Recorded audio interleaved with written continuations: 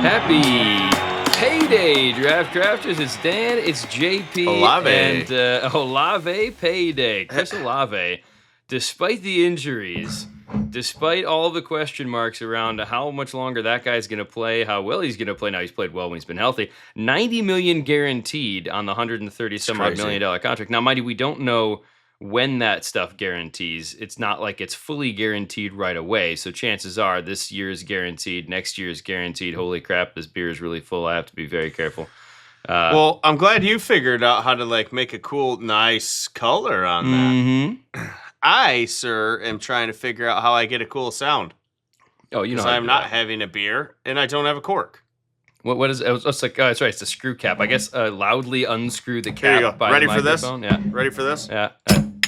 That was fun. All right, I like that. That was that good. actually worked. Yeah, we're gonna leave that. That actually worked. That was great. Yep. All right. Well, yeah. Some of you may have been able to guess the bottle from the what he's drinking from the bottle right there, but don't tell anybody just yet. We will get into that a little later on. I'll get into my beer, which I will tell you this much: heavy. We both do have things whiskey related today, so we'll get to that in a little bit too. Of course, if you can see the color we've got here, there's a decent chance that since it's a stout, it's going to be barrel aged because we like to do that sort of thing here. But again, yeah, Chris Olave got paid today. Congrats for him. Another Chris Brazel, sad times, out for the season, they decided, which is the right choice for him, obviously, with a full LCL tear. Don't try to come back and hurt yourself again when the guy's game is speed. So get yourself back together. So tough rookie season for him. And again, probably does, I don't want to be, joyous to anybody's failures, but or whatever you want to call it. But Xavier Legette's got to be pretty stoked. As much as he doesn't want anybody to get hurt, you don't want a teammate to go down. But no, it definitely opens up more opportunities for him. He's he's probably, I don't know. That's a weird angle. It's a dark angle. I would argue wrong. No. I was saying because Jalen Coker is probably maybe the most stoked because Tat's fine. But I guess either way they both are because Coker was going to be the third guy, I think. Yeah, it depends on how Legette's going to get one last shot, I guess. There you go. And again, this is the fun time of year. They both probably would have played over Brazel from the beginning. Right, but there's always the chance, if he didn't hurt himself to begin with, you're talking middle of the season, maybe he's taking over reps. Now it's going to be next year. I heard somebody say his name is pronounced Brazel. No, I'm sure it probably is. We just like Brazel better. That sounds way worse. Yeah, Brazel. Brazel Dazzle, like a little. Well, yeah, that's what I'm saying, like a little razzle dazzle. Exactly. I will always go with the Brazel Dazzle personally, because Brazel Dazzle doesn't work. I guess Brazel Dazzle. Nope. That doesn't work the same. It doesn't quite fit. I will I'm also out on say, that. I've been trying to keep up more with football X Twitter, whatever you want to call it, just to try to see what people are saying out there. And I love people posting. There's a guy who said January, don't overreact. February, don't overreact. Down to July, Super Troopers, the guy spraying champagne when anything comes out because everyone always freaks out. I mean, Marvin Harrison Jr. is getting absolutely roasted for his drops in practice right now. So not saying it isn't a concern, but people are just going nuts about him. Apparently, AJ Brown is trash because from Philly fan standpoint because they were showing the touchdown that he didn't catch against Buffalo when he literally was armbarred, and they're saying he wasn't trying to catch it with two hands. And then you've got another one saying how happy they are to have him in New England because he's making catches in practice. You've got Jalen Waddle doing one-handers, and everyone's like, "Oh my gosh!" I'm like, just chill. Relax. It's part of the fun, though. I hate to quote Aaron Rodgers, but relax. Yeah, I hate to have anything to do with Aaron Rodgers unless we get to make fun of him. I'm good with that. That'll never be old for me. On the list of guys that you enjoy picking on in and around the NFL, like that are still in the league he's right number now. one all time. He's number one. He's number one all time. Yeah. All time. Yeah. Because even Peyton Manning, as much as you had the rivalry with Tom Brady. He's very likable. He's very likable likable, and you respect the game. I love Peyton Manning as a person. Exactly. Aaron Rodgers. I just didn't like the rival with my guy Tommy. Exactly. Even though they're friends, and apparently they were the whole time, I guess. Oh yeah, I call be rubbish. With a competitor. I'm sure. I think it's towards the end of their careers, maybe they became friends. I don't know. Maybe first couple of years, maybe not, but maybe when Tom was still trying to establish himself. But yeah, I would say that it's fun to beat your friends at stuff though. That's you and I all the time. So yes. There you go. Ever seen the movie Grumpy Old Men? Right, exactly. That's going to be Peyton and Tom in another 40 years. So should be great fun, the two of them going around in the 80s just talking about their glory days, something like that. Speaking of glory days, though, I think that's a pretty good segue into what we're talking about today, man. Look at that. That was a different note that I got there. Okay, we'll save that note for later. But it was delayed. I took a sip like 60 seconds ago. Interesting. All right, see, that's fun. It's really fun with whiskey to catch those characters, and we'll get to that at the halfway point. But today we are starting something up. We're going to do now. We put 2023 in a vault. We're good with that, but.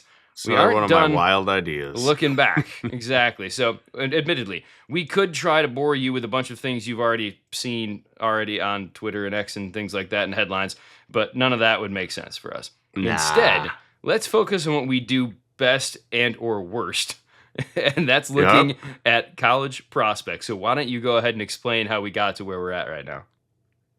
So, the whole idea was to just find a way to go through every school. So we'll do our respective schools that we picked, and do an all-time prospect six-pack. Now, what this means is it's not their the consensus best six-pack for them. It's what were our it's very specific to what I thought. You know what I mean? It doesn't mean they were the best ones or even the best ones according to the population. Like it's me, JP's best, Dan's best. Now, admittedly. Now then we're like, what window of time is this going to be? All time? What's it going to be? So I think what we've settled on, so quote me if I'm wrong, because we had all kinds of ideas thrown through our head.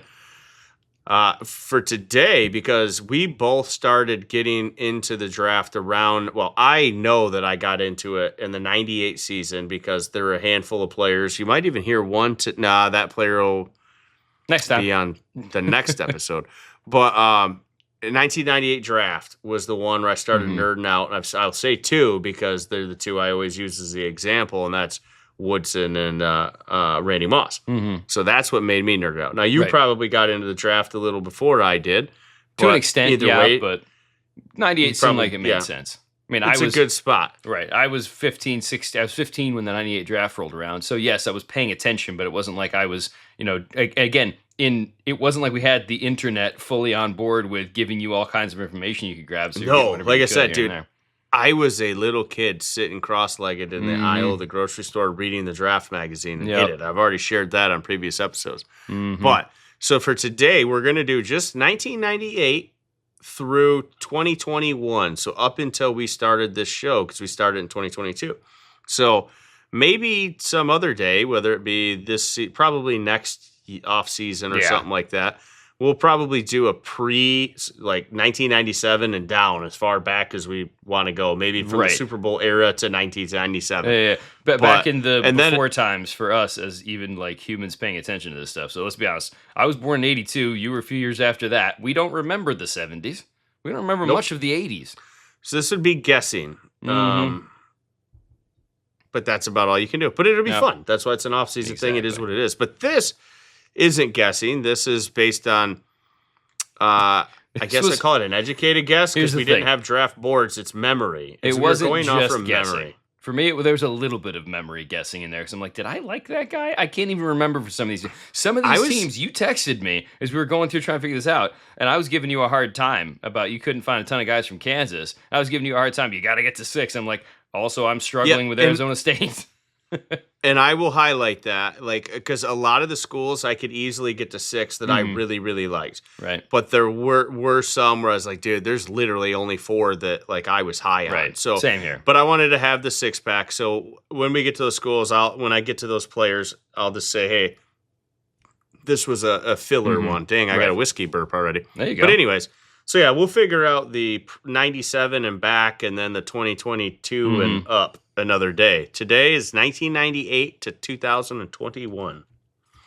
So why don't you start us off? Well, now again, because we realized we're doing 6-packs for every team. Oh yeah, I didn't even explain the divisions. Yeah, we don't want to just do one because one, feels like there's a lot of wiggle room for some of that. So we had 6-packs for each team, which is why it took us a little bit of a stretch for some of these teams. And we're only doing the Big 12 and the independents, the 2 independents today, because good Lord, there'd be no way we could get through all Power 4 or anything like that. So we're doing one conference at a time. So for those of you who aren't Big 12 fans, I guess hang around to laugh, but we'll get to your conference soon enough. Don't worry. So starting off the Big 12, do you want to go alphabetical? Oh, we're doing Big 12? Yeah, alphabetical for sure. But I didn't know if you were going to go independent to get it out of the way or Big 12. We'll wrap up with the independent. All right, I just got to flip it over to the old Big 12er. Mm-hmm. Okay, Arizona, ready to roll. So we're going to go 6-1, yeah? 6-1. We always do? Yeah. All right. So full transparency, I only had 5 for Arizona that I felt strongly about. Mm-hmm. So the 6th spot was just a research and, hey, who do I think I would have liked? And let's be honest, I'm a big linebacker guy, and he was a decently drafted high prospect. He went in the 3rd round. Is Lance Briggs, linebacker. Yeah. Put up solid stats. Mm-hmm. And I feel like, if I was, just guessing somebody before I had a board, sure. Right. But the top 5, I did very much remember being big fans of. This one might surprise a couple people, but and Lance Briggs, I'll say this, he was in the 2003 draft, but in 2000, running back, Trunk candidate. I was hoping he'd be on your list. No idea why. Yeah, I liked. He was solid, but also the name was great. Yes, the name was great. Now the next 2 are interesting because I don't know. I feel like I would still stand by it today, and obviously one of them had a phenomenal career, but they were both drafted in the 2nd round.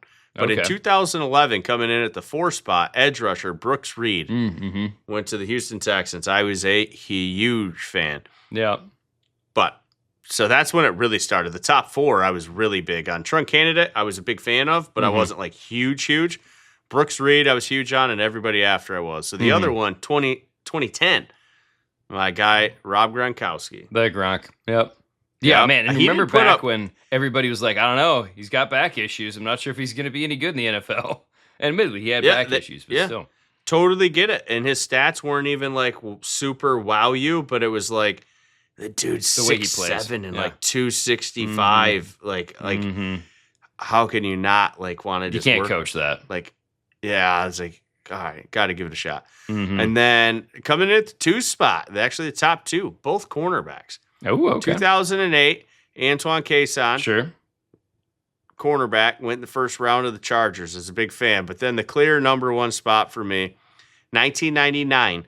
Now, there's only 2 examples. This is one of them. There's only 2 examples that I've researched so far, and I might be getting ahead of myself because one of them is indeed, I think, on the next episode. It is. It's not even today. But anyways, so far, there's only 2 examples because I've only done ACC, Big 12, and the independents. Right. But this guy, believe it or not, you know how you always joke and say, like, how do you word it? You rode my coattails or something like that? Mm-hmm. Yeah. I rode the coattails of my brother. Okay. Good work, bro. My brother was a huge fan of this guy to the point where every time we played Madden, it was like the first guy he traded for every time. And he liked him in college, and it just wore off onto me. And how we watched Arizona ball when we were that young, I have no idea. But 1999, cornerback Chris McAllister, 1st round. Yep. My brother beat me to that one. Dude, he was ahead of his time when you talk about 6'1", 206. Like, he was the size corner everybody wants now. It's interesting you mentioned that you were watching Arizona stuff as a kid, because I don't know how. I don't remember where I got this from, but I had this circular Arizona Wildcats logo thing that hung up on my wall at some point. I have no idea where it came from, how it got there, but it was on my wall. It was Michigan. Arizona was in there somewhere. Why didn't you pick them? Because I like the other Arizona team better. That's what I'm talking about right now.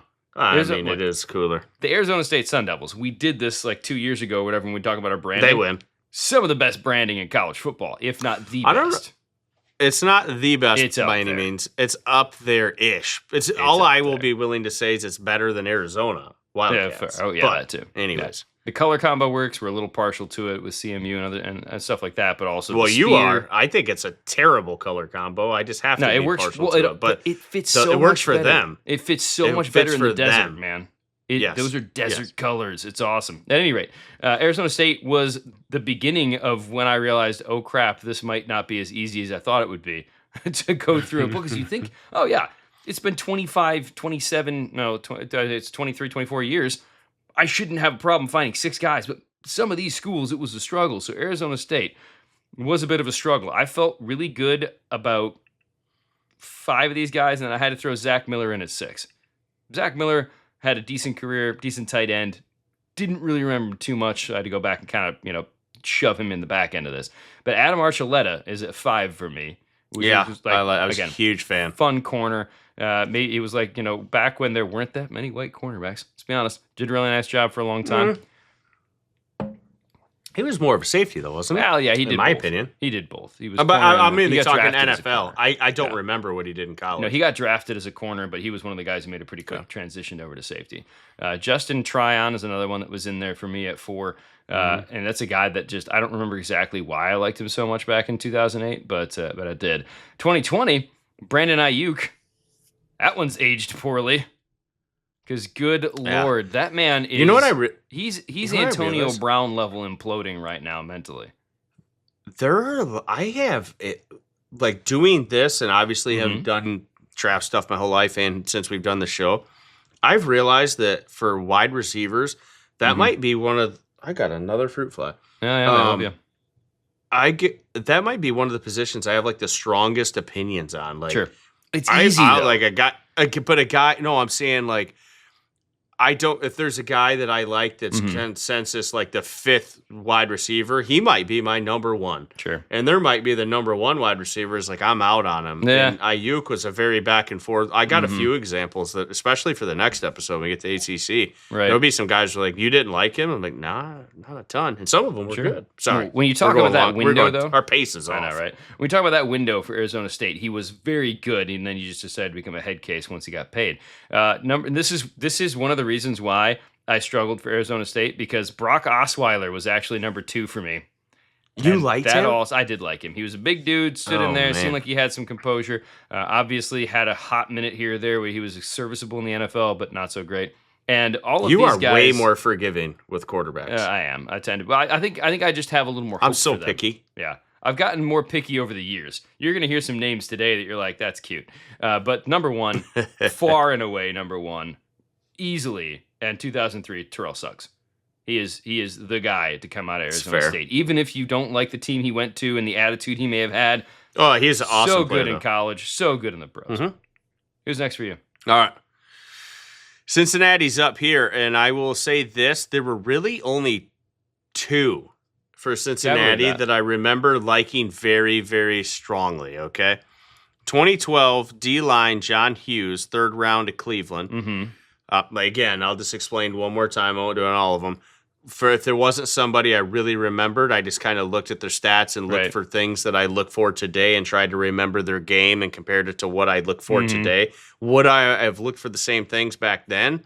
Maybe not. I don't know. So I did it on today if I didn't have strong feeling one way or the other. Number 5, 2016, wide receiver Chris Moore. And he's only a 4th round pick to Baltimore.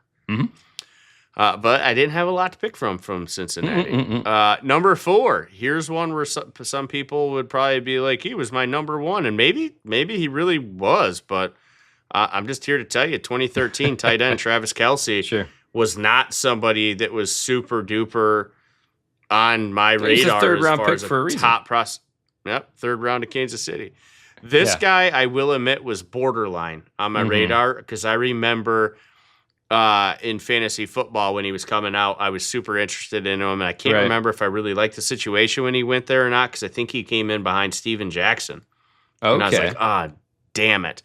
But 2012, running back Isaiah Peed went to the 2nd round of the Rams. Yep, I remember and I liked him a lot. And then I was like, well, there goes that. And that's the thing. Dude, I just posted something talking about Jalen Carter. We just did talk about him in the last episode about how great of a fit it was for him in Philly. And that was one of the reasons why it's worked out so well for him. He's had veterans around him, etc. Some guys are great players and just end up in a bad fit. Or could be great players and end up in a bad fit and vice versa. Yep. Couldn't agree more.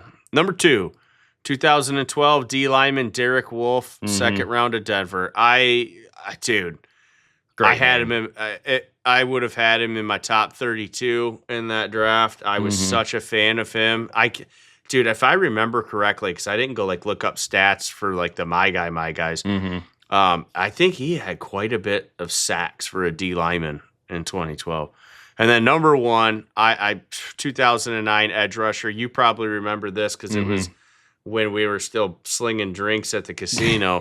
But dude, I liked Connor Barwin a lot, and he ended up going in the second round too to Houston. But I like that pick, so he was my number 1 spot. So I will tell you this: Derek Wolfe had 9.5 as a senior and 21.5 tackles for a loss. So that's just he was destroying worlds as a senior. Yeah, he went in the second round. Right. Yeah, the reason why he was the Big East, which by the way doesn't even play football anymore. He was the Big East, Player of the Year back in 2011. That's part of the fun too, because Big East with Cincinnati, Arizona State, half these guys played in the Pac-12 or whatever you want to call it. You know what I mean? So it's like the Big 12 is such a mishmash of everybody who came from everywhere else.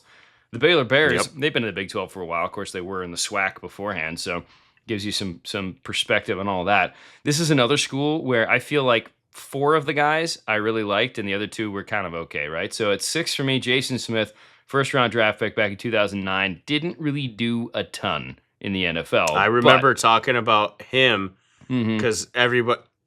dude, just side story. I won't do this because, like I said, our pace is already up. But because we were talking in 2009, like, hey, if they don't go Stafford, who does everybody want? Right. And I remember that the guy that the table games guy always came and talked to us. I don't even think I ever knew his name. No, but he came and said but he loved Aaron Curry, and I was like, nah. And then Terry behind the bar wanted Jason Smith, and I was like, nah. Terry was wrong about a lot of things, though, so it's okay. Yeah.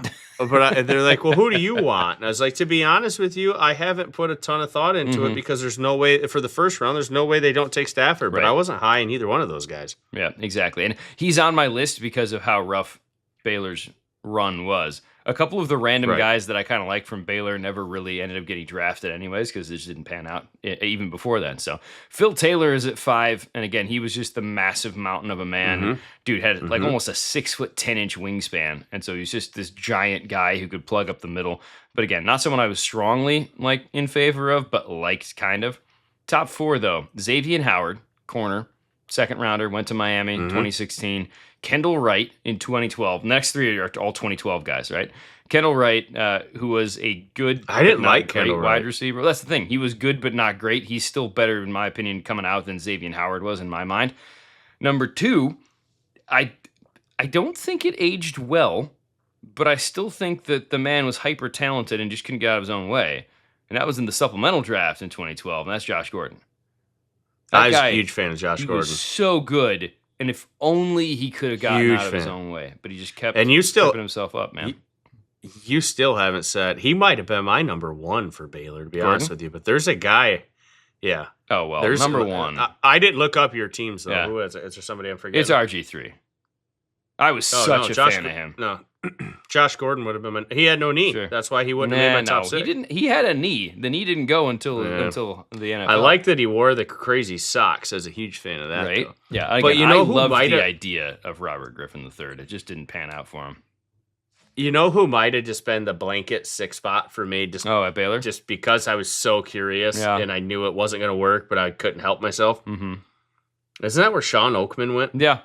Yeah, and that's because he never got drafted. I didn't put him on the list. But Oakman was one of the guys. And then there was like the 380-pound like guy that they had at tackle that they played at tight end sometimes. I can't remember his name. But those are the 2 guys from Baylor. Did Andrew Billings go to Baylor? Not in that window of time. He would have if he went there. Yeah, I would have seen that. Because if he went to Baylor, he would have made I was pretty high on him. I would have had him on the list too. I don't know, maybe I might have missed him, but yeah, that's the Baylor crew. And again, this is another school that was a little hard to come up with the right ones on. What's next?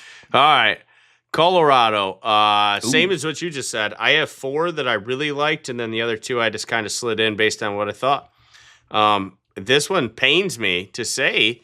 Because I remember even being like, okay, I don't hate it. I kind of like it on draft day, but he wasn't someone super high. 6 spot, 2008 linebacker Jordan Dizon at second round went to the Lions. Did not work out. Nope.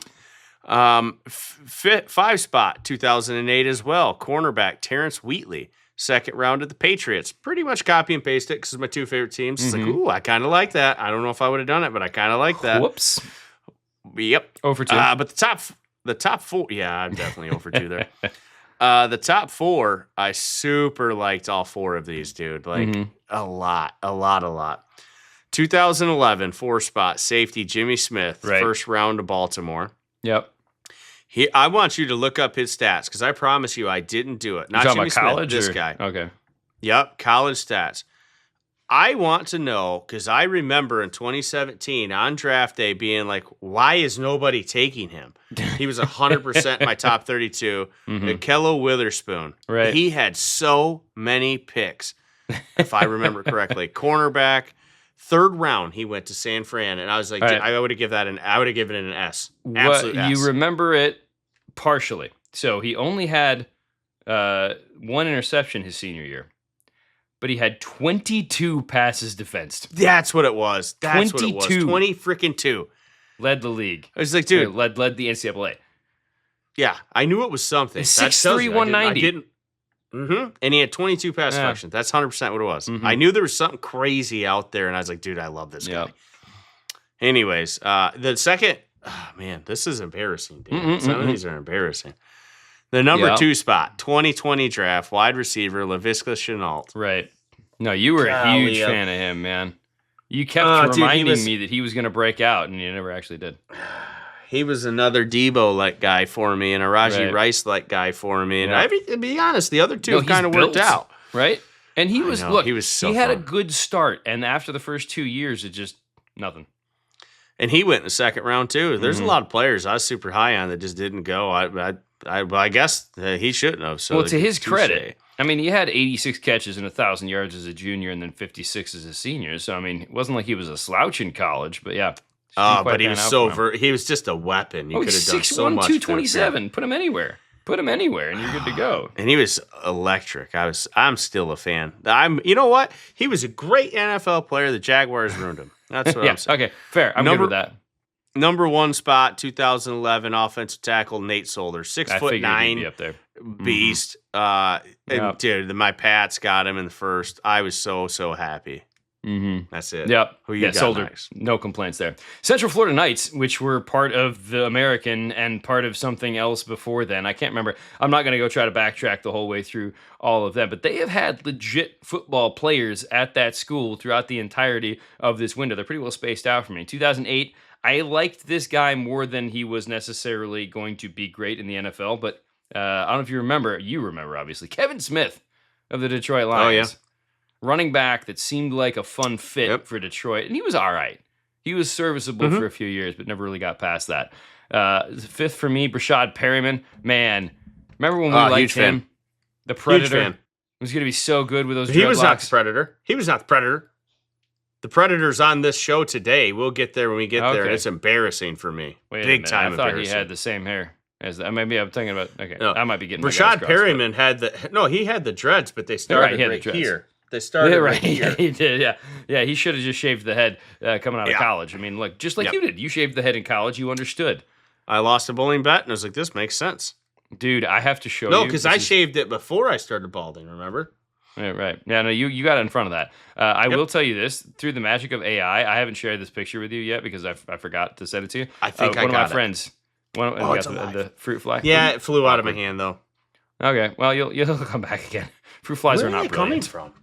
I don't know, man, but that does seem like a thing you got to work on here because they are loving all of the. They're part of our show at this point. They are. The last couple shows, they have been all over your business. You want to get one of those little little flypaper things. I guess so. Hanging from the ceiling like you're working in a bar again. Does that make sense? I don't know. We got sidetracked. There's something else I was going to... Yeah, so there's a picture of me that someone decided to AI from my little soccer chat that has me bald. And let's just say that the wife is happy that I'm not. So dang. I'll send that to you at some point. You get a kick out of that. I need it. All right. I need it. Next up, though, Shaquille Griffin, 2017. Loved him as a linebacker coming out. It was just the energy. Wasn't necessarily the right size, but it didn't matter. Guy just came out and wrecked worlds in his way of doing that. The top 3, Brandon Marshall, 2006, wide receiver coming out of there. I mean, again, he had a great career for Denver. I don't think I expected him to be as good as he was. Like, I liked him. He was a 4th rounder, so he really outplayed his draft position, so to speak. But the top 2, dude, Asante Samuel. Huge fan. Which I forgot. I forgot he was UCF. right? I remember I did too. So I forgot he was Central Florida. First round in 2003. Number 1, Dante Culpepper. He was just, I mean, look, he was such a freak of nature at that position. At 6'5", 260, able to throw the way he did. You couldn't bring him down. And he had a solid career once he, got over himself. I must be so picky. I have strong takes with wide receivers, and I'm so picky with quarterback. I'll be the first guy. Like, how many times I said, like, I hated the whole class. How many years have I done that? Like, I don't want any of them. None. Since about 0. 2020, I have been a lot pickier. But early on, I had a little more patience and love for some of the QBs. It makes He's sense. not the last quarterback we're going to hear. There's only 32 of them on the whole planet that should be starting, in theory. Well, that's pushing it sometimes. Mm-hmm. Yes. Let's do one more, and then we'll take a break. Oh, gosh, you're going to make me end on this one. This is where I texted Dan. 4 of them I had to guess on, okay? There's only 2 true answers here. So this will be quick. Wow, and the Bengals took 2 of them. Here's the crazy thing. Only one of these 6 players were even drafted on day 1 or 2. Sounds right. The other ones were all day 3 picks. Tells you where Kansas was. Yeah, as an organization. They peaked for a little bit in the 90s. And I think like early 2010s for a hot minute, and that's about it.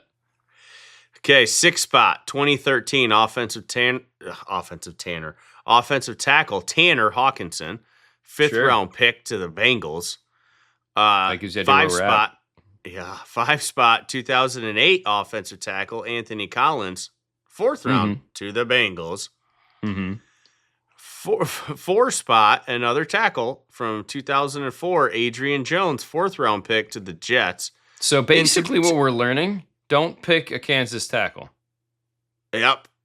Because it's the Jets and the Bengals. And basically, I guess what I'm learning is like when it gets down to the nitty gritty with the prospect, if there's nobody I feel strong about, apparently I default to the offensive line. Let's get another lineman. Right. Can't go wrong there. Even this one wasn't it's someone I felt super strongly about. 3 spot in 2010, cornerback Darryl Stuckey, 4th round pick to the Chargers. Now we get to the 2 that I know that I was a big fan of. And one kind of worked and one didn't work at all. 2018, edge rusher Dorrance Armstrong, 4th round pick to the Cowboys. I think I probably had a 2nd round grade on him. He's not doing Whoops. Yep. Then the number 1 spot, feel very strongly about him. Far and away. You know who I'm talking about. Aqib Talib, 2008 cornerback, 1st round pick, Tampa Bay. Everybody knew he was good. Everybody knew he was good. He's a bit of a head case too, though, in his own way. But again, as a corner and a wide receiver, it's almost a given that you're going to have a little bit of an attitude. Some guys rein that in. Some guys turn it into Brandon Ayuk and Antonio Brown. I will say in your defense for Kansas, I'm pulling up Wikipedia, right, just to follow along with this, because apparently the draft history page doesn't split out by college school, just by like, it tells you how many players were drafted by them, but not who was going to what school. Point is, they had 19 players drafted from 1998 to 2021. So you get a bit of a pass for the Jayhawks. I'm going to do Houston, and then we'll take a little break and talk about that a little bit that you're sipping on. And here is another quarterback in the 6th spot, Kevin Cole. Oh my gosh! No way. That is how rough it was. What are you doing with Houston. these Basically, if it's a quarterback that's going to get drafted, Dan's like, I like him. If they're drafted in the first day 1 or 2, then right. No, that's my point. So rough. But again, Cole was in the 6th spot, because in the 5th spot, William Jackson III, who went to Cincinnati, he was picked in 2016. Still not really happy about either of those. Cincinnati swinging and missing on this? Well, why? Because that's what their whole they history. Do. If you get picked by Cincinnati, as Shamar Stewart just found out getting hurt yesterday, you just don't. Like, yikes. See if you can get traded before the season starts, and maybe you have a shot. They're like one of my 6 favorite teams. Well, and again, they're almost Kentucky, so I understand why you're okay That's with why. them. They are Kentucky. Well, if they moved across the river at some point, which, hey, look, teams... Louisville. New York does that, right? They can move over across the river. It'd be brilliant. I would love it. Well, Louisville's a little further away, but still, like, they could move just on the other side of Cincinnati. If they played on the Kentucky side of the Ohio River, I would automatically raise them so many spots on the list, man. Yeah. I'm telling you. Yeah. And then you could add them to the list of teams you'd work for. The top 4, though, are actual legit names. I would just live in Kentucky and drive to Ohio every day. Fair. The top 4 are legit names you actually have heard of and can appreciate. Donnie Avery in 2008, corner, was second rounder, went to the Rams. Solid, if not spectacular. Tyus Bowser. Wow, I forgot all about that. Yeah. He was a guy that I really liked coming out, and because of his name, mostly. I mean, Bowser's pretty awesome. Yeah, the only guy with a better name than that is Bowers, but we just called him Bowser, so it worked out pretty well. The top 2, though, this is the separation again. There's those 2, then these 2. DJ Hayden coming out of college, looked I did so like good. Him a lot. Liked him so good. First rounder, obviously everybody liked him, and he was good but not great. The injuries are the only reason why I wouldn't have taken him in the first round, but I like the talent a lot. Sure, and again, the Raiders were willing to take the Didn't he have like a heart thing too? Was he? I don't remember. He had some things, but again, and Hayden obviously didn't do most of his damage, with the Raiders when you look at his career, but he was still very good in the time that he got on the field. I think a lot of it was what you saw coming in with Detroit, with Jacksonville, with Washington. He bounced around a bunch, and so he was always good but not great, right? The first one, though, number 1. Ed freaking Oliver, 2019. I loved that guy. Yep. So much fun. Interior pass. Far and away number 1. Easily. I mean, and again, he got paid recently again in Houston and Buffalo because they know what a benefit he is to that line. Now, again, he's undersized, sure, but he's the best, I guess, facsimile of Aaron Donald that we've seen since Aaron Donald, in my opinion, which is funny because Aaron Donald's probably coming back this year. But love Ed Oliver. Would you have to go all the way back to like OJ to find a prospect from SMU better? Because he went to SMU, well, right? Houston. Oh no, so yeah, right. No, I don't know who was I thinking of from SMU that I liked a lot. If you want to go running back, Dickerson. Yeah. Was. All right, well, we'll get to SMU next week. But next show. First things first. I know what you're drinking. Why don't you tell everybody else what screw cap you just popped off there? It's the 12. Yep. And it's no longer a screw cap. For those who are curious, they ditched it. Oh, did they change it to the cork now? Yeah, I think they moved everything to the cork, even the green. I think they got it all cork. They switched it just this year. Corks give you more of a as we noticed by how you tried to make it work. It worked. Corks are more of a satisfying. It's a little tornado. You got a little spin there, but the cork is a more satisfying sound. It is. So here's the thing. Weller. Because real quick, you've tried all of the Wellers. Where does the 12 normally stack up in the rainbow? Dead last is the green for sure. The special reserve. Well, it's also $30 a bottle, so it should be. Yep. Should be $30 next, second to last is. This would really make one of our buddies really angry because it's one of his all-time favorites. It's the CYPB. Sure. It's probably dead last. Like, it's just smooth and crushable and nothing going on there that's any thing remotely worth that price. Right, and that's the problem. Because would you drink it? Sure. Would you feel good about drinking it at the amount of money going into every pour? No. That's the problem. Third to last is probably the 12-year. It's probably the black. And then just to finish it off, next would probably be the single barrel. Mm-hmm. And then the top 2 are hands down the blue, the Weller Full Proof, and the red 107. The Full Proof has always beat the 107 for me. Sure. But it's always been close. But I've never not had a store pick of the Full Proof. Right. I've never seen a standard one. So it makes me want to say 107 is first place. Right, because it's coming out of the barrel at Full Proof. Why wouldn't they just always do store picks? It's not like they have to blend it with anything. So, but they're all basically a single barrel then too. So just about, yeah. Part of the reason I put the single barrel in third spot is like I've had some that I've really liked, and I've had some like it's all right. You know what I mean? So in theory, challenge of the single barrel. I feel like that could happen in theory with the Full Proof as well, where every single 107 is incredible. So I think the Full Proof's got the higher ceiling, lower floor. And then the 107's just got, just a notch below. It's the ceiling fan. You know what I mean? Every time. So, well, I got that backup 107 ready for you. So when I see you in a week or so here, we'll get you sorted out. So how is the 12 drinking today? Well, I'll tell you this. It definitely, when you don't have it up against anything else, it's definitely better. But here's the problem with it. I get the classic like cherry, like fruity sweet vibes that you do basically on all Buffalo Trace products. But the oak vibes from the 12 year just come across like kind of harsh and dusty-ish. And when I say dusty, I mean it different than everybody else means dusty. I mean it kind of like a bad thing. Most people kind of mean it in a good thing. Right. And I think that dusty is just like, it's kind of drying and a little harsh. Okay. I don't know. Like it doesn't seem like the pleasant, like oaky vibes as much as some of the other ones. I don't know what it is. I'm not a huge fan.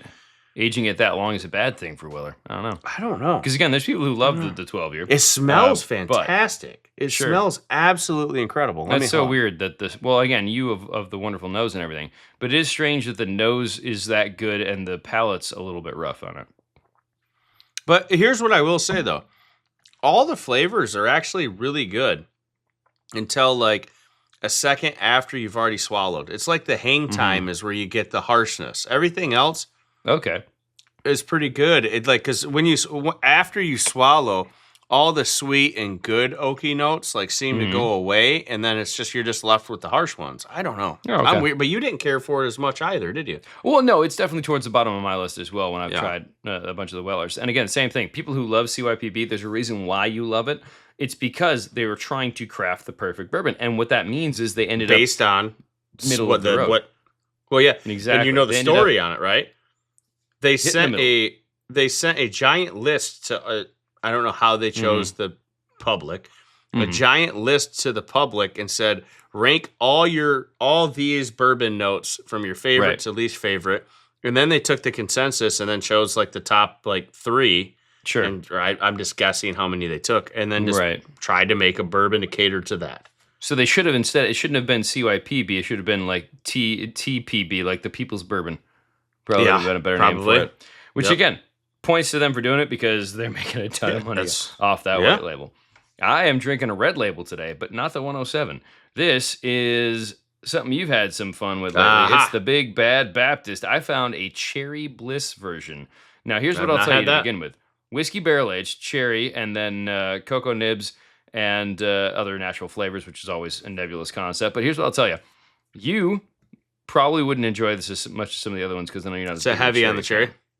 This is like, what if you made cherry cola into a stout? Okay. So I'm actually, I don't hate it. I mean, I'll be honest with you. The natural flavors are probably a little fake. And so it just is what it is. Anytime you're trying to drive that much of flavor of a certain kind in. But the first whiff that I had, and for those of you that really want to go back and analyze my facial expressions, I had like a little ooh kind of a moment because it did. It felt like this is cherry Coke in here. But it's not, obviously. It's a beer. But it has a lot of those strong characters, which makes sense because, the caramelization, etc. So definitely a sweeter than I normally like in a beer, just because you're going to have that when you start getting to a 12%, stout and stuff like that. But it nails the cherry chocolate vibe. So very much appreciative of what they did here. Don't know that it's my favorite beer, but as far as nailing the cherry, nailing the barrel aged without it being over the top, because usually you get that barrel aged like vibe, right? Like it's almost present every time. It's not as present in this one, so it's very mellow with the barrel aged piece. So overall, it's good. But again, the cherry feels a little fake, just because, which doesn't surprise me. But overall, the fact that it tastes kind of like a cherry cola makes me happy. It's like a 3.5. Oh, it's one it's not one that I would track down the whole year long, because I still think this is crazy to drink this time of year when it's stupid hot out. It's like 90 degrees here in Michigan. But it works for today because I'm sitting in air conditioning. And so it points to them for that. I'm going to tell you one more. I actually did a flight when I was at Broadleaf doing trivia right after we were done with the last show on Tuesday. So we'll save that for Saturday. But I did drink a beer yesterday when I was having dinner with your bald doppelganger from my wedding year, the groomsmen buddy, Andy and Michelle. And I had the Relief Peacher. Oh boy. It's a peach I love IPA. peaches. Peach flavored things are rough. A peach IPA. Peach IPA. Here is what I gave it a 3.25. It was, again, good, not great. It wasn't overly peached. It still had the hops. It still had the kind of bitter, fun bite of an IPA, and it had the peach kind of in the background. I was really concerned. I got it because, one, it's a Michigan beer. Haymarket's a Michigan brewery. And the other ones on the list I'd already pretty much had. And this one was, okay, cool. This is a point of difference. It's going to stand out. This could be good for the summertime. I'm standing out here. I was really concerned coming into it that this was going to be like slamming you with peaches and fake and whatever. But they did a really good job being muted with the peach in the back end. That's good. Yeah. Solid, nice though. With beer burp on the back end of that as well. 3.25 is not a bad I would have it again. And maybe I was a bit generous. So 3.25 in that window. I don't know that I would seek it out, but I certainly would drink it again if it got given to me. So, yeah. There you go. Let's jump into the second half of this and rip on through, sir. What are we up to now? Texas Christian Horned Frogs, dude. Mm-hmm. And I had 6 that I actually like a lot. I think that tracks. Yep. 6th spot, 2014, cornerback Jason Verrett. If he were bigger, he probably would have been higher on this list because I really, really liked him. It's been consensus for a long time. If a guy was bigger, you'd like him better. That's fair. 5 spot, 2020, another cornerback, Jeff Gladney. Oh, and Verrett went to the Chargers in the first round. Gladney went to the Vikings in the first round. Sure. 4th round, and I had to really sit and reflect on this one because I thought I don't know who. Oh, I do know who I was confusing him with. Now that I do it live in the show, I was like, dude, there's a wide receiver from TCU that I liked a lot. Who was it? And he was the only name to come up with. It's like, no, I hated him. Why is he the only option? You know who it was? And their names aren't even remotely close. Devontae Parker. So foreshadowing, he is not going to make my list for the ACC. Whoops. But so, yes. Okay, now at least I figured it out. So Josh Doxson, I actually was a fan of in 2016. He went first round to the Commanders. He didn't do a damn thing. It was a swing and a miss. He did a few things here and there, just not much. Like, he only had 3 seasons, but he had 1 year where he got, 44 catches. Yeah, he didn't do a damn thing for a first-round pick. Another first-round pick trend well. that I liked a lot. You know what? I'm starting to... Wow. We're learning about ourselves from today. TCU all of a sudden. Because number 3, 2010, edge rusher Jerry Hughes, first-round pick to the Colts. I thought that was a good pick as well. And then the top 2, the top 2 are... Yeah, well, the number 2 one for me is in its own tier, and then the number 1 one's just in an untouchable tier. Stratosphere of a tier. Yeah. Number 2 for me was actually a second-round pick. Everyone else's first-round pick. I thought he was highly disrespected. And you know what? He had a decent amount of interceptions and pass deflections. I was a big fan. 2021 safety Trayvon Moehrig, maybe the only pick, second round of the Raiders, maybe the only pick I defended for my guy there. It was a swing and a miss. Maybe. There was some weird stuff going on with basically he wasn't allowed to GM the way he wanted to GM. Who knows the truth? Mike Mayock is too good of a man to throw anyone under the bus, but I'd love to hear his side of the story. Yep.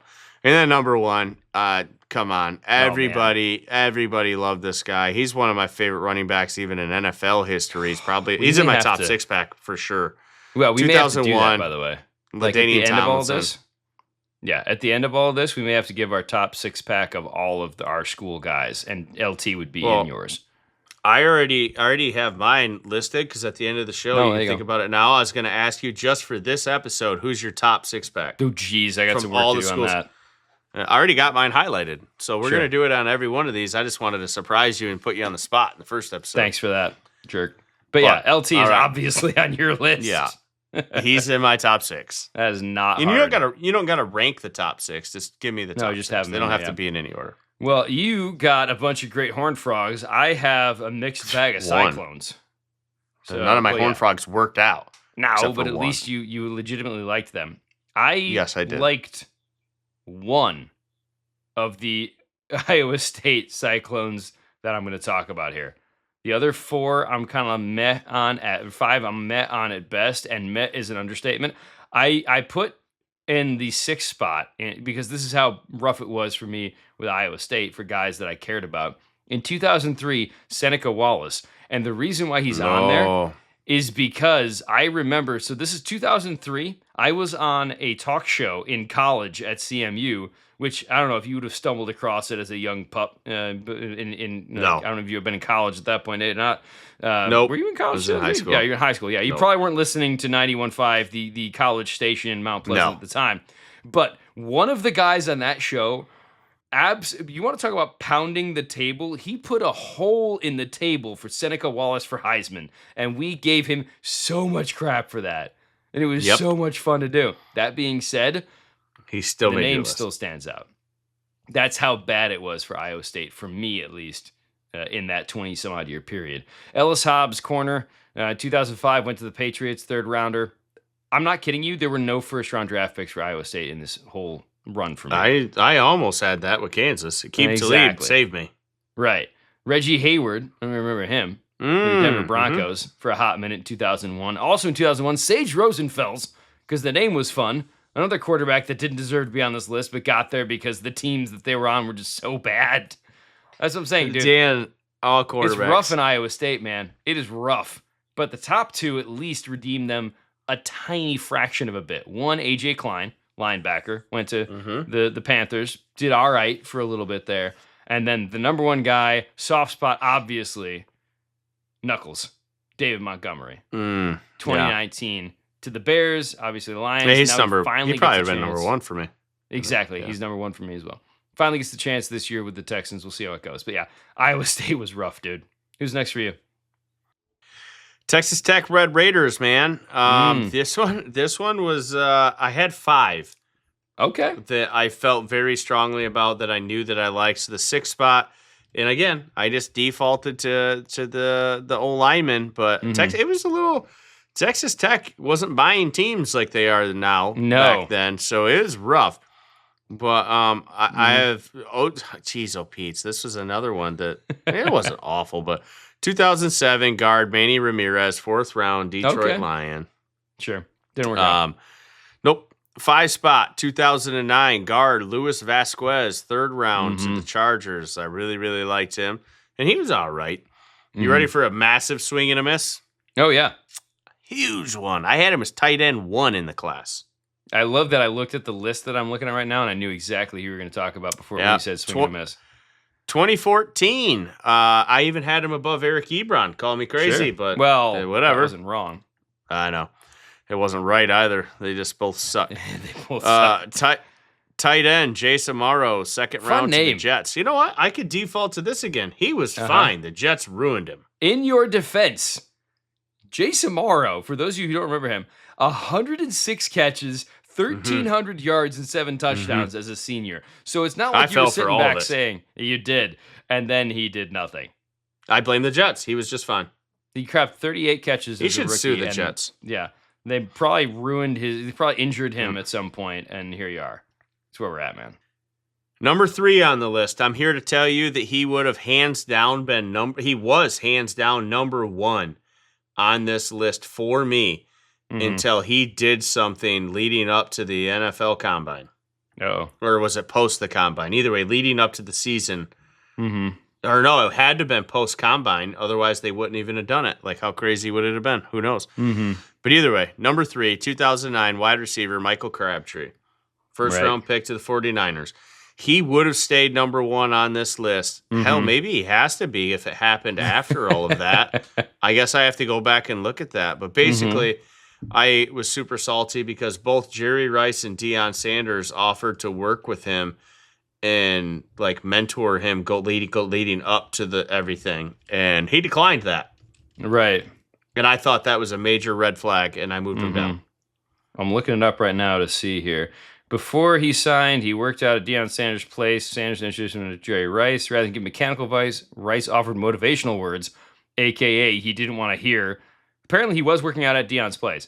But instead so of he turned down Jerry. He turned down Jerry's mechanical advice. So how to the run most a mechanical route. player ever. Exactly. Now, that was... it soured me big time. Before he signed with the Niners. So I'm not quite sure if that was before. So it had to have been... I don't know either. I don't know. If it was after the draft, then he's got to be number 1 for me. Right. Yeah, I would say that looking at the details, I think that would have been 2009 draft. I don't know. We're going to have to look into that a little more. I don't have that information right here. No, you got it. Everybody knows. If it happened after the draft, then he's number 1. If it happened before the draft, he's number 3. Yeah, and that's the thing. So, yeah, and that the Jerry Rice story came out when I was 2014. That's not helpful at all.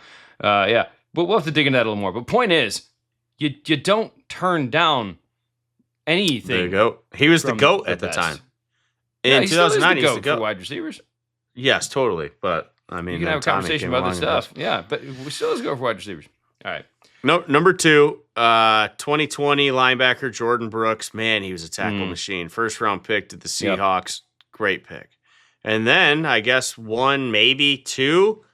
I finally had a quarterback on here, and he wasn't even my number 1 quarterback in the class. He's number 2. He was no one's number 1 quarterback that the last. No, but he was my number 2. Mm-hmm. And you had him ahead of a lot of other people. I had Deshaun Watson number 1. That was temporarily I was kind of right. Yeah, a reminder for everybody who's looking recency bias. Deshaun Watson was good, insane until yeah. But 2017 quarterback Patrick Mahomes, first round pick, Kansas City Chiefs. The one thing I can tell you, either 1 or 2. Mm-hmm. The one thing I can tell you is neither of us had Mitchell Trubisky as number 1 in that class. Dude, he's not making a list. Man, we're already going too long. I can't share that story about Skyler. Carry on. Oh, God, that was so fun. We'll come back to that later. Mm-hmm. No, when you're talking about North Carolina next show, you can drop that in. All right. Beautiful. Just remind me. Kansas State finally has at least a few players that I like talking about. Darren Howard wasn't one of them. I had to really kind of dig for him. He's a D lineman, edge rusher kind of combo guy that came out in 2012, played with the New Orleans Saints, played a couple other teams. He was on the list as a bit of a filler. Jordy Nelson. Only thing I didn't like about him was that he went to the Packers. But he was a solid receiver for Kansas State back in 2008. 2012, Darren Sproles. Freaking loved that guy.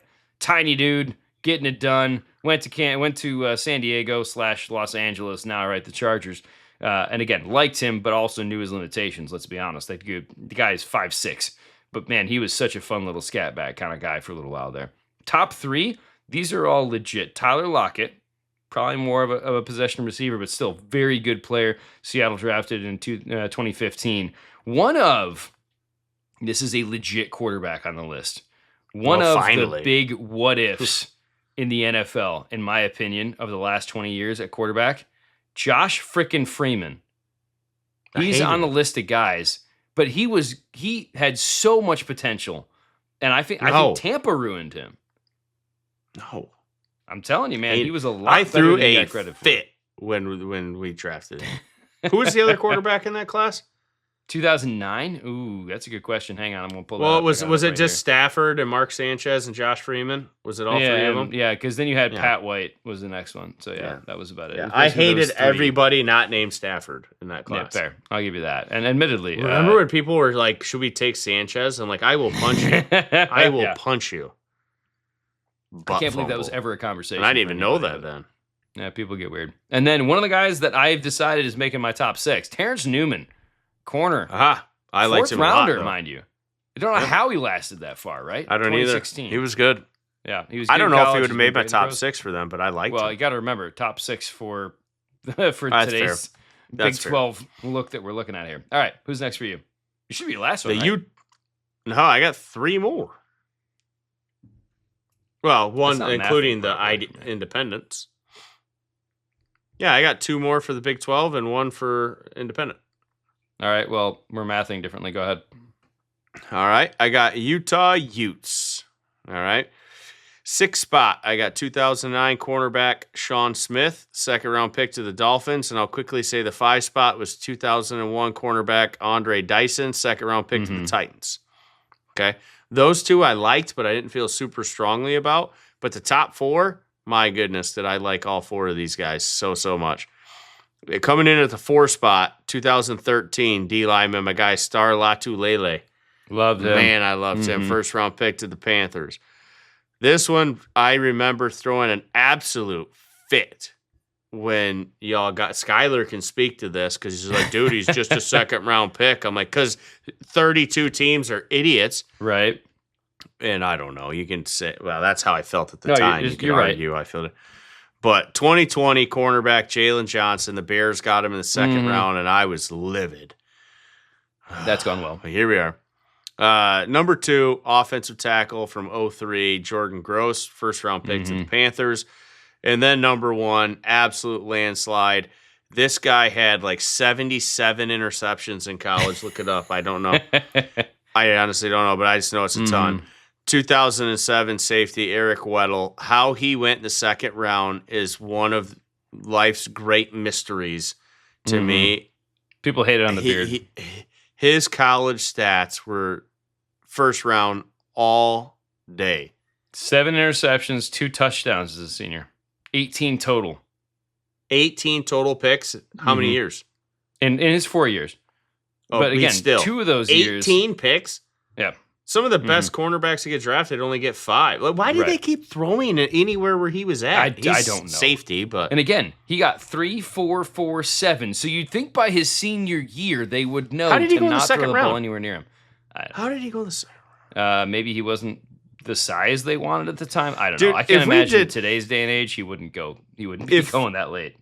If I did a 98 to 2021 top 32 prospects JP's board, he's probably making my list. Yeah. And he went in the second round. Yeah. Kind of puts it in perspective for you. Yep. My Oklahoma State Cowboys, the Pokes, have got a couple guys I liked. One that was a huge miss. We'll get to him in a second. James Washington. I was a huge fan of him, too. Is he a wide receiver? Yeah. Yeah. We'll get to him in a minute. But James Washington, another wide receiver, undersized guy that just he lit up the charts when it comes to the stats. Had a ton of catches in college. Loved him as a potential, gadget third kind of wide receiver. Never really panned out in the NFL. But that was 2018. 1998, back when this originally started. R.W. McQuarters, such a great name. Oh, Niners, Enjoyed baby. him, right? Enjoyed him as a Niners corner. First round pick back in 98. He makes the list at 5. Tatum Bell is at 4. One of the Denver Broncos running backs that obviously just outperformed his position because that's what all Denver running backs did in the early 2000s in the Shanahan offense. 2004. That was 2004. 2012, number 3, Justin Blackman. He was going to be so good. Wait, are you on 1? No, he's number 3. Number 3? Number 3. Who am I forgetting from Oklahoma State? I'll get to him in a second.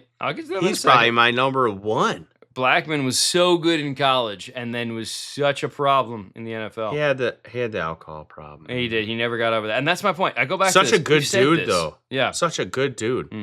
But we said this. Rashi Rice, all those guys. Teams need to have handlers.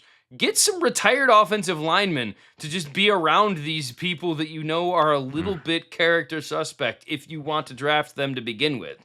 Just get huge men around them to steer them physically. Where was and Tony Boselli? Exactly. In the right direction, yeah. Did not work out for them. Number 2, Russell Okung. No, I'd had Blackman. I love them both, but I would have had. I know, but I would have had Blackman above him. I was a huge Blackman guy. Huge. Number 1, Des Bryant. No, Des was so good, man. I liked Blackman look at his more. numbers. Oh yeah, fair. I know, but I just liked Blackman, man. Yeah, Blackman was probably one of the biggest, I would say, disappointments when it comes to that. And the reason why I would say you could put Blackman over Dez is because Dez had the injury year then as a senior. So his huge year was as a junior, whereas Blackman threw up 111, 122 catches and was over 1,000 yards both times. That guy was off the charts. Yeah. Ridiculous, right? 5th in the Heisman huge voting. Fan. But just didn't work out at all. All right. So the math that's throwing you off, I do have one more for the Big 12. I have my West Virginia Mountaineers. My favorite team in the Big 12. And I'll admit, I only really had 5. I had 5. Okay. The 6th one, I did not have anyone I felt really strongly about. Except for I did. I just didn't think he was going to get drafted, but he did. And it threw me off. I was like, well, what? Well, 2008 fullback Owen Schmidt. I figured you'd find a way to shoehorn a fullback into this. Oh, dude, I was such a fan. And then guess what? Guess who number 5 is? The guy he blocked for 2008 running back Steve Slayton, third round pick. Oh man, I love Slayton and Schmidt. That's literally, dude. Those are the 2 players that started me like I kind of like West Virginia Mountaineers, dude. Well, I guess it all started with John Denver, but then those 2 came around. And then you also John realized Denver's how not much, a player. I just like the song. I also realized how much you like the outdoors and the mountains. So yeah, all that. That too. But yeah, that's what started it. And like I said, they were always my second favorite team, and then Texas moved, and it was like, boom, number 1 spot. Right. 2012, edge rusher Bruce Irving, first round pick to the Seahawks. Now the curious thing, he should have been a first rounder. He should not have been a first rounder. That's what the curious thing was. It's like he makes my prospect board for West Virginia, but even I was like first round. That's a stretch. He's a great situational pass rusher. He was one of the original players where everybody's like, it was get your popcorn when Seattle's up because you didn't know what the hell they were going to reach for somebody. Right. All right. Number 3, 2005, cornerback Adam Jones, a.k.a. Pac-Man. God, he was good. First round pick to Tennessee. Yep. And then the 1 and 2 spots were absolute slam dunks. Number 2, 2016, safety Carl Joseph, first round pick to the Raiders. My third favorite team. I was so happy when they took him. So happy. How'd that work out? He put up some great college stats. He had some solid years there, too. He did. He lasted for longer than most guys do in the NFL. Now we're finally on to the Predator. Right. Yeah. See, I knew I got my dreadlocks mixed up. Oh, my gosh. Was I a fan of him? Holy crap. But what made me happy is I often have meltdowns when the Bears draft somebody that I really like, and then they end up good. This one didn't, thankfully. So there is still a silver lining somewhere. Right. 2015 wide receiver. Catches. Sorry. Kevin White, first round pick Bears. Go ahead. There's 109 catches as a senior, so I understand why you liked him and also why you thought he was a Predator. Although I will admit, did you see his combine workout too? It was insane, yeah. I will admit his most recent photo from 2022, he looked less like the Predator and more like a guy who should have shaved his head. I remember saying I wasn't putting them in the same class because they were nowhere near the same class as prospects that I liked. But I was like, dude, the Bears are trying to get like a poor man's version of Megatron, and that's not a knock. Because I thought he was going to be like really. I thought he was a Pro Bowl wide receiver without a doubt. You know why he wasn't? 2015, it's the Bears. Stress fracture. 2016, severe high ankle sprain. 2017, fractures left shoulder bone scapula. 2019, hamstring injury. He was not the Predator. Predator don't get hurt like that. Nope. Predator does not get hurt like that. That wraps us up for the Big 12. We're going to tack on the back end the 2 independents. Do you want to go first with your boys from UConn? I can't because I just win. I can't go. It messes up the rotation. All right. Well, I'll go with the Notre Dame Fighting Irish. And you probably had that's probably tough. It was got a lot of good players. Believe it or not, this was the only one that I had that I felt like was tough when you look at everything that was going on. Almost dumped my drink.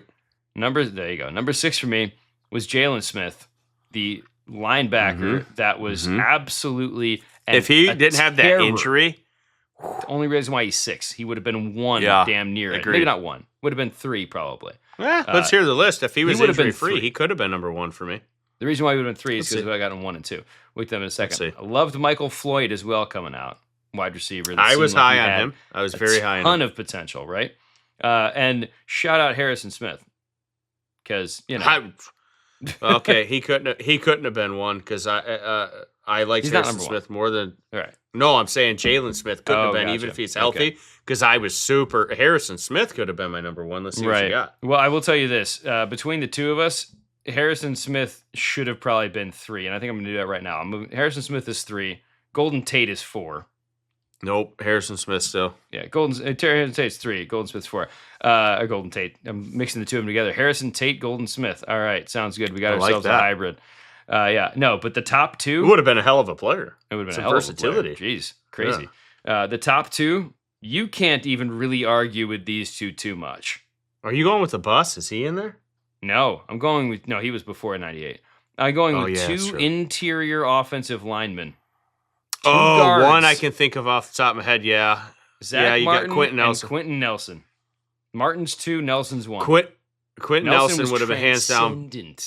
Yeah, he would have hands down been number 1. Zach Martin and Harrison Smith would have been 2 and 3 in some sort of order. I don't know what I would have done. Honestly, I might have had Harrison Smith above him. Fair. I probably would have gone Quentin Nelson, Harrison Smith. Yeah. But again, there's a lot of talent. Notre Dame makes sense that they would have had that over the years. But yeah. Jerome Bettis was before them. So Notre Dame wraps me up. I would wager that Notre Dame had more talent coming out than UConn over the last 25 years. Yes. Yep. The only reason that I didn't have to make anybody up on this is just because I've always had a soft spot for UConn. Sure. So when it's a team you follow a little more, it's pretty easy. Right? So 6th spot. Nobody's going to know half these names. 6th spot. Right. 2013 cornerback Dwayne Gratz, 3rd round pick to the Jags. That didn't work out. Yeah, nope. The rest, at least, the names I guess people will know. That was the only one, maybe. Mm-hmm. Yeah. So the 5 spot, 2011 safety Tyvon Branch, 4th round pick to the Raiders. I had a 2nd round grade on him all day. Have no idea how. And he was actually really good for a period of time in the NFL as well. So still like to say I'm right on that one. Mm-hmm. Number 4, 2009 running back Donald Brown, 1st round pick to the Colts. I love him. I don't know about a 1st round pick, but I had a 2nd round grade on him as well. Mm-hmm. And then 3rd spot, 2017 safety Obi Melifonwu, 2nd round pick to the Raiders as well. Raiders loving my Huskies. Right. Yeah, maybe that's why I like the Raiders too. I don't know. There you go. I like the Raiders before I like the Huskies. And then the top 2 were pretty easy for me. Number 2 spot, and I will admit that the Combine lifted him up higher than he already was. He would have been in the 6, but I don't know where. But yeah, his Combine workout, I damn near took him to 1, to be honest with you. But safety Byron Jones, when he jumped through the roof of Indianapolis Stadium, that was insane. 1st round pick to the Cowboys. He actually started out on fire as a rookie and just kind of went downhill from there. Sure. And then the number 1 spot was probably the first UConn player where I was like, damn, this guy's good. And he was tied. He was in the same draft class as Donald Brown. So the earliest guy on this draft board here that I got a 6. 09 cornerback Darius Butler, 2nd round pick to the Patriots. You can look up his stats too. The only reason he probably went in the 2nd round is because he played at low level ish competition in UConn. If he did that at a different school, he was a 1st round pick all day. I love the guy. Loved the guy. And he was a good player. Mm-hmm.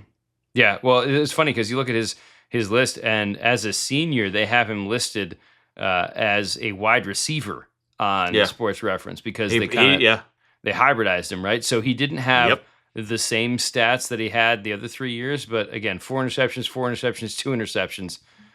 To go along with some tackles for a loss, to go along with the passes, defense, etc. Yeah.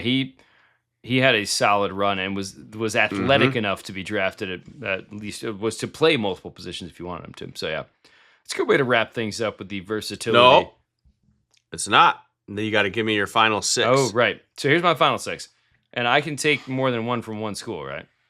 Yeah. It's just your top 6 of anybody you talked about today. So the top 6 for... wait, I got to move that around. Hang on. I just had to change my mind. Okay, so the top 6 in no particular order. Terrell Suggs. Oh, that's why. Dude, I completely forgot to do BYU. That is why I was worried. I was messed up on the numbers. Speed through it. Well, the reason why I didn't want to talk about BYU is because we have a number 6. It's Ziggy. Uh-huh. That's how bad BYU has been.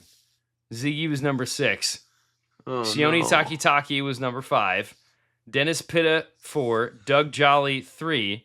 Wow, it's a rough list. Kyle Van Noy 2.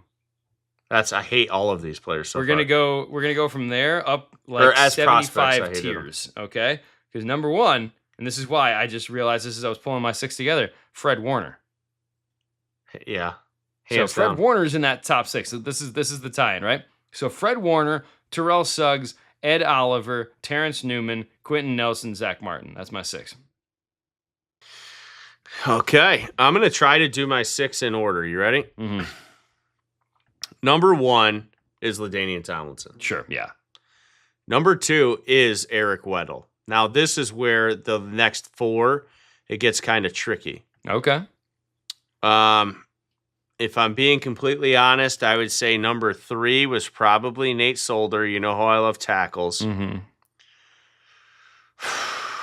4 is probably Pat Mahomes. Sure. 5 was probably Kevin White. God, I loved Kevin White. The Predator. The Predator. One more. What a miss. More reference. And then 6 is Aqib Talib. Mm-hmm. That was my top 6 from today. So and what I will say is the main 2 that I just had potential to be in my top 6-pack of whatever. Like it's Tomlinson and Weddle, dude. I love those guys. What did we learn about the Big 12 today, though? They both went to the Chargers. What? Well, now you wonder why Brad likes the Chargers so much. Moments like that, man. No. Come on, the Chargers. We like the Chargers. You gotta love the powder blues. You gotta love the sun. I liked them better when they were in San Diego. Sir.